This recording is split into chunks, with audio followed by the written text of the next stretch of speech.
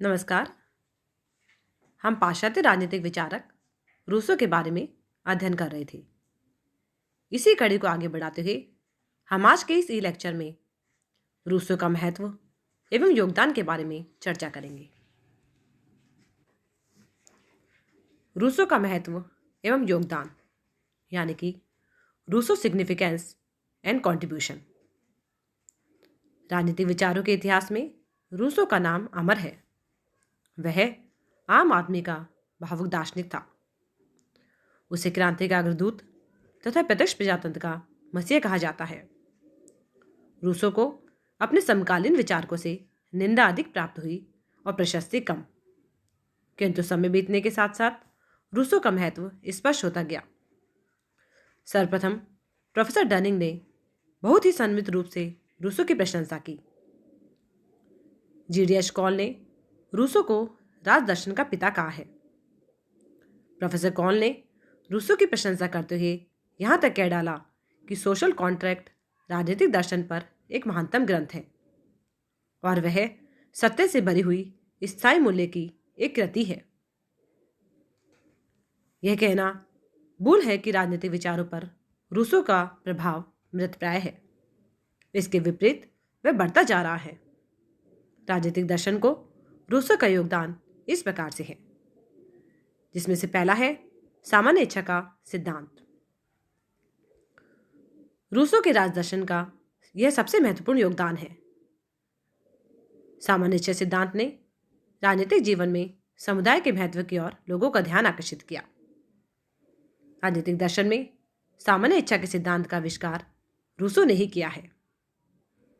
सामान्य इच्छा का यह सिद्धांत कितना भी अस्पष्ट क्यों ना हो तथा व्यक्ति की यथार्थ इच्छा में भेद करना एवं एक विशेष स्थिति में सामान्य इच्छा का पता लगाना चाहे जितना कठिन क्यों ना हो, तथापि इसमें संदेह नहीं है कि जो चीज समाज को संभव बनाती है वह सामान्य इच्छा ही है, जिसे हम सामान्य उद्देश्य की सामान्य चेतना भी कह सकते हैं। सामान्य इच्छा सिद्धांत ने राजनीतिक जीवन में समुदाय के महत्व की ओर लोगों का ध्यान आकर्षित किया। डनिंग के अनुसार इस विचारों के द्वारा रूसो ने राष्ट्र राज्य संबंधी विचार को बल दिया। इस प्रकार सामान्य इच्छा की धारणा में शाश्वत मूल्य का एक तत्व निहित है।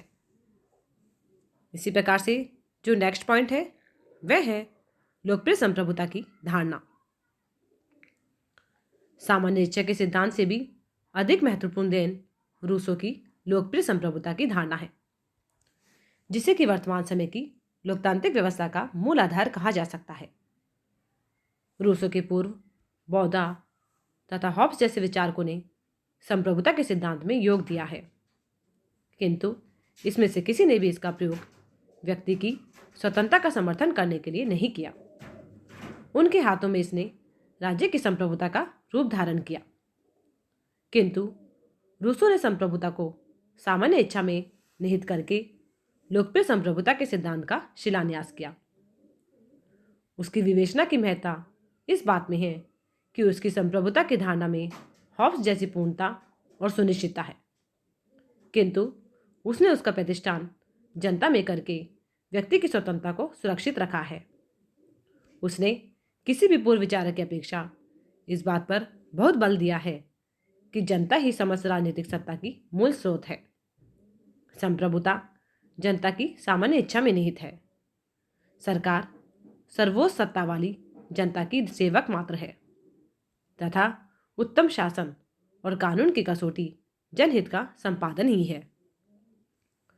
रूसो लोकप्रिय संप्रभुता को सुरक्षित रखने के लिए जागरूक है और इस संबंध में उसने जनसभाएं एवं लोक निर्णय तथा आरंभक आदि लोकतांत्रिक संस्थाओं को अपनाने का सुझाव दिया है। उसके द्वारा दिए गए सुझाव उसकी महान राजनीतिक दूरदर्शिता और चातुर्य को दिखाते हैं। रूसो का मानना है कि जनवाणी ही देववाणी है और शासन का आधार जनता की सहमति है। इसी प्रकार से रूसो के महत्व एवं योगदान से संबंधित जो नेक्स्ट पॉइंट है वह है व्यक्ति और राज्य में स्वस्थ संबंधों का प्रतिपादन। रूसो की एक महत्वपूर्ण देन व्यक्ति और राज्य के पारस्परिक संबंधों को श्रेष्ठ आधार पर प्रतिष्ठित करना है। अरस्तु के इस कथन का समर्थन कर कि मनुष्य एक राजनीतिक प्राणी है तथा उसके नैतिक स्वरूप का विकास केवल समाज में ही हो सकता है। रूसो ने राज्य और व्यक्ति के पारस्परिक संबंधों को नैतिक स्वरूप प्रदान किया तथा व्यक्ति की राज्य के प्रति भक्ति का एक सुदृढ़ आधार स्थापित किया। रूसो के अनुसार अनुबंध के द्वारा उत्पन्न राज्य एक स्वाभाविक एकता से युक्त प्राणी है जिसका कि अपना जीवन, इच्छा और व्यक्तित्व है और जो उसके भीतर रहने वाले नागरिकों से श्रेष्ठतर होता है। इस प्रकार से उसने राज्य की स्वाभाविक प्रकृति एवं श्रेष्ठता पर पर्याप्त बल दिया है।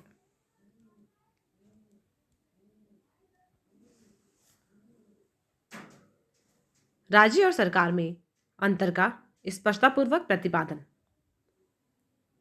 यानी कि रूसो ने राज्य तथा सरकार का अंतर जितने स्पष्ट रूप में व्यक्त किया है वैसा अन्य किसी तत्कालीन विचारक में नहीं मिलता। उसने विधियों तथा विधि के शासन की श्रेष्ठता प्रतिपादित की, जन कल्याणकारी विधियों के निर्माण को प्रोत्साहित किया तथा संवैधानिक विधियों के विकास में योग दिया था। इसी प्रकार से राजनीतिक दर्शन में रूसो के योगदान से संबंधित जो नेक्स्ट पॉइंट है वह है राष्ट्रीयता की भावना का प्रतिपादन, यानी कि राष्ट्रीयता की भावना को भी रूसो से बहुत प्रेरणा मिली।